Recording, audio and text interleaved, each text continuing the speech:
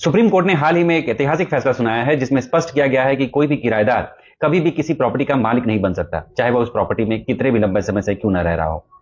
ज्योति शर्मा बनाम विष्णु गोयल के इस मामले में कोर्ट ने किराएदारों के अधिकार और एडवर्स पोजेशन के प्रिंसिपल पर भी गहरी चर्चा की, जिसने देश में किराएदारी और संपत्ति के अधिकारों के बीच के विवादों को सदा के लिए साफ कर दिया है। डिस्प्यूट के पीछे की कहानी 1953 से शुरू होती है, जहां एक लीज एग्रीमेंट के तहत मूल मकान निवासी रामजी दास ने किराएदार किशन लाल को अपनी एक दुकान किराए पर दी। किशन लाल के निधन के बाद उसके बेटे विष्णु गोयल ने किराए पर दुकान चलाई। इस बीच मकान मालिक का देहांत हो गया। उनकी बहू ने 1999 में उनकी वसीयत के जरिए दुकान पर अपना मालिकाना हक जताया। साथ ही किराएदार को किराया नहीं देने और अपने खुद के बिजनेस में विस्तार करने के लिए दुकान खाली करने होगी। किराएदार तो अड़ गए कि दुकान तो हम खाली नहीं करेंगे। ऑनर्स कोर्ट पहुंचे और मांग की कि टेनेंट्स को बाहर किया जाए और उन्हें पोजीशन दिलवाया जाए। किराएदारों ने कोर्ट में कुछ दलील रखी। ज्योति शर्मा का दुकान पर मालिकाना हक ही नहीं बनता क्योंकि वसीयत फर्जी है।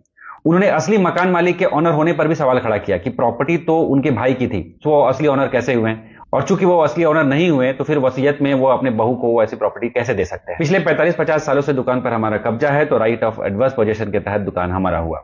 लोअर कोर्ट ने मकान मालिक के सूट को खारिज कर दिया। अपीलीय कोर्ट ने भी सेम फैसला दिया। हाई कोर्ट ने भी फैसले को रद्द करने से मना कर दिया। थक हार कर ज्योति शर्मा पहुंची सुप्रीम कोर्ट। सुप्रीम कोर्ट ने किराएदारों के सारे चैलेंजेस को एक एक कर एग्जामिन किया और अपने ऑब्जर्वेशंस दिए। वसीयत फर्जी है कि बात पर सुप्रीम कोर्ट का कहना था कि विल का प्रोवेट जब 2018 में किया जा चुका था तो फिर इसे फर्जी कैसे माना गया। किराएदारों के दूसरे पॉइंट पर कोर्ट का कहना था कि जब आपने रेंट अग्रीमेंट ओनर से किया था और बदले में हर महीने किराया दे भी रहे थे, तब आपको कभी यह नहीं सूझा कि दुकान उनकी है या उनके भाई की। फैसले में सुप्रीम कोर्ट ने स्पष्ट किया कि किराएदारों को मकान मालिक की संपत्ति के स्वामित्व पर सवाल उठाने का कोई अधिकार नहीं है, खासकर तब जब किराया मकान मालिक को भुगतान होता रहा हो। सुप्रीम कोर्ट ने लोअर कोर्ट्स को भी लताड़ लगाई कि मामला जब टेनेंसी का था तो आप लोगों ने इसमें ऑनर के टाइटल को क्यों एग्जामिन करना शुरू कर दिया।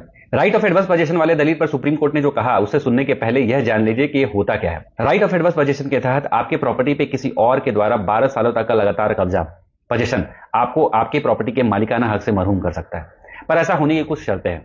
वह कब्जा आपके नॉलेज में हो, आपने उस कब्जे के लिए कोई अनुमति नहीं दी हो, आपने उस कब्जे को हटाने के लिए किसी तरह की कानूनी कार्रवाई की शुरुआत नहीं की हो लास्ट 12 सालों में, और यह कब्जा एडवर्स होना चाहिए, मतलब आपके परमिशन के बिना। कोई टेनेंट अगर रेंट एग्रीमेंट के तहत 12 सालों से रह रहा हो और आपको हर महीने रेंट दे रहा हो तो ऐसा परमिशन एडवर्स नहीं माना जाएगा। कोर्ट ने भी यही माना कि किराएदारों का कब्जा परमिशन आधारित था, रेंट बेस्ड था, इसलिए वे एडवर्स पोजेशन के तहत मालिकाना हक नहीं पा सकते थे। 2025 में आए इस फैसले में कोर्ट ने टेनेंट्स को क्लियर डायरेक्शन दिया है कि साल 2000 से पेंडिंग जितना भी किराया है वो तत्काल भुगतान हो और 6 महीने के भीतर दुकान का पीसफुल पोजेशन मालिक को सौंपा जाए।